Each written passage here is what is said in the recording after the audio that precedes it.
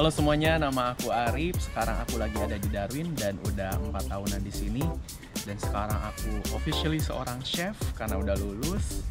Dan inilah area kampusku, lagi di CDU. Kegiatanku sehari-hari paling kerja, terus juga sekarang lagi nungguin graduate visa setelah kemarin lulus kuliah, dan bikin-bikin konten. Oke, jadi pertama kali aku datang ke Australia itu menggunakan work and holiday visa, dan waktu itu kesempatannya cuma 1 tahun, dan aku termasuk gelombang terakhir yang 1 tahun. Setelah itu sekarang bisa sampai 3 tahun malah.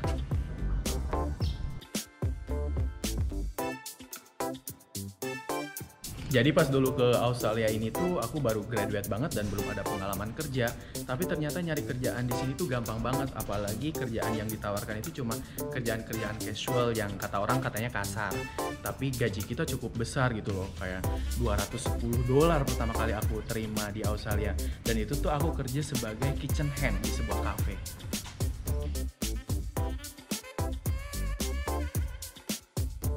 Alasan ambil WHV waktu itu tahu informasi dari sebuah grup backpacker, dan waktu itu juga suka banget backpackeran dan pengen tinggal di luar negeri. Terus juga sebagai anak pengusaha nih di Indonesia, jadinya berpikir untuk melatih kemandirian lewat tinggal di luar negeri. Siapa tahu kan dengan kita bekerja di luar negeri itu punya standar dan kemampuan yang lebih daripada bekerja di Indonesia.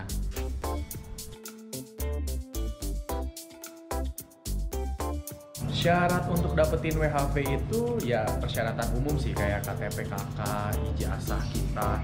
Tapi paling berat mungkin adalah dana ya, syaratnya harus punya 50 juta. Cuman itu tuh kayak cuma show money doang, sebenarnya kita nggak ngeluarin itu duit.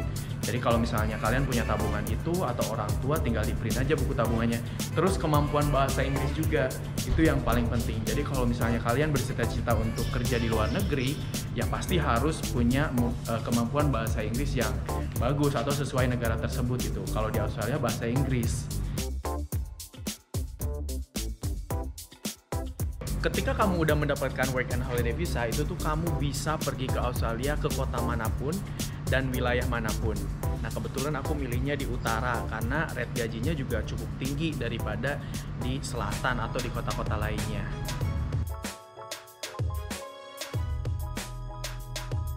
Nah jenis pekerjaan yang bisa diambil untuk para pemegang work and holiday visa ini tuh banyak banget. Mulai dari kerjaan di kota-kota, misalnya di restoran, di hotel-hotel, atau di retail. Kemudian kalau misalnya kalian suka ke farm, itu bisa banget. Apalagi sekarang kalian bisa apply second year sampai third year, dan itu menuntut kalian untuk tinggal di wilayah utara dan bekerja di bidang tertentu. Salah satunya adalah di farming. Dan jenis farm ini banyak banget, dari mulai capsicum, cucumber, tomatoes, berry-berryan gitu. Banyak banget. Itu bisa mengeksplor kalian juga untuk merasakan indahnya hidup di Australia dengan cara nge-farm.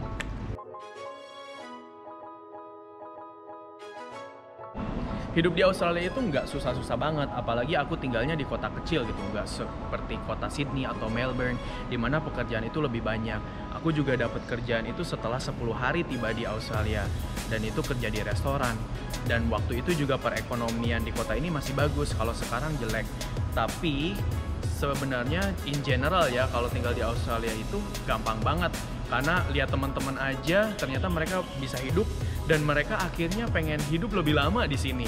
Dan itu dengan berbagai cara, menjadi student juga atau nyari partner malah.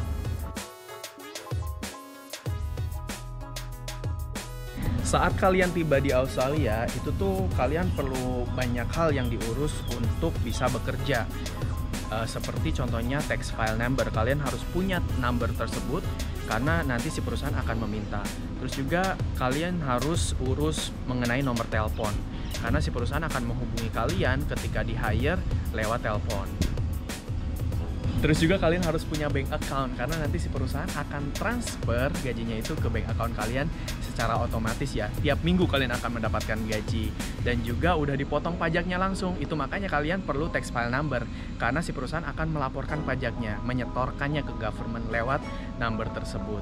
Kemudian kalian juga perlu yang namanya CV dan itu tuh nggak perlu ribet-ribet, CV-nya cuma 1 lembar aja di mana tertera jelas identitas kamu, alamat kamu, terus juga nomor telepon. Itu yang paling penting.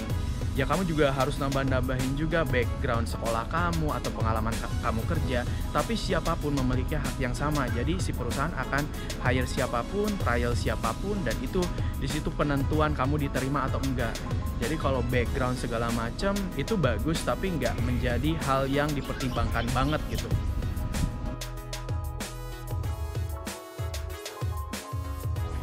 Nah, buat temen-temen yang pengen ke Australia, tipsnya paling ya sering berkumpul sama orang Indonesia lewat sosial media, lewat grup-grup, kalian bisa tanya-tanya di situ. Karena dengan cara itu kadang pekerjaan dapetnya banyaknya dari teman-teman malah gitu. Terus juga komunikasi, saling berbagi informasi dengan menggunakan bahasa sendiri tentu lebih mudah dipahami. Kalau yang lainnya paling tips cobain lah semuanya Australia tuh kayak gimana. Kalau kalian memang tidak beruntung di kota tersebut dan akhirnya kalian punya banyak cerita gitu di kota-kota tersebut.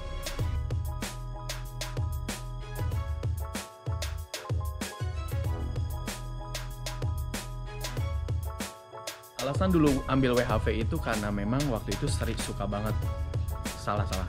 Jadi memang